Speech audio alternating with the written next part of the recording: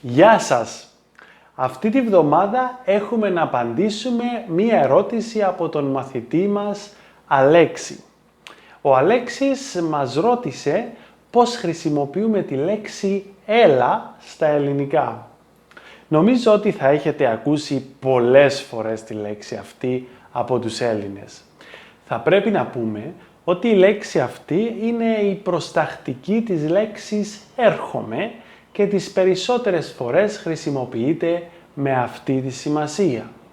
Παρόλα αυτά όμως θα δείτε τη μικρή αυτή λεξούλα σε πολλές άλλες προτάσεις οι οποίες έχουν διαφορετική σημασία. Πάμε να δώσουμε κάποια παραδείγματα και να δούμε πώς μπορείτε να χρησιμοποιήσετε τη λέξη αυτή εκτός από την κυριολεκτική της σημασία.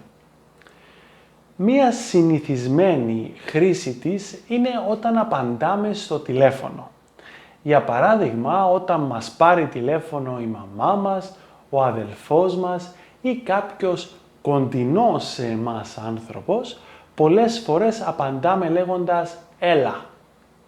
Θα ακούσετε και διάφορα άλλα μετά το «έλα», όπως «έλα φίλε», «έλα αδερφέ», «έλα μαμά» κτλ.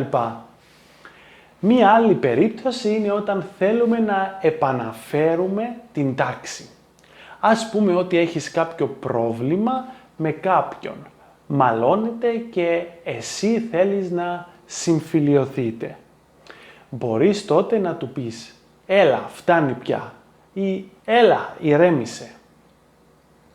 Μία άλλη πολύ συνηθισμένη χρήση της μικρής αυτής λεξούλας είναι για να δηλώσει δυσπιστία ή έκπληξη.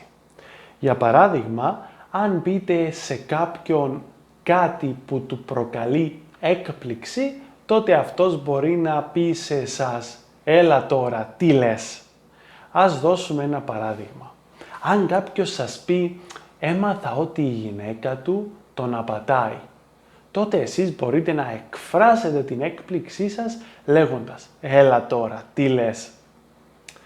Αυτά είχαμε για σήμερα. Αυτό ήταν ένα σύντομο μάθημα, αλλά αρκετά χρήσιμο πιστεύω, αφού η μικρή αυτή λεξούλα χρησιμοποιείται σε πολλές περιπτώσεις στην Ελλάδα. Ευχαριστούμε τον Αλέξη για την ερώτησή του. Αν και εσείς έχετε απορίες, μην διστάσετε να μας στείλετε μήνυμα για να κάνουμε ένα βίντεο μάθημα για εσάς. Ευχαριστώ πολύ. Γεια σας!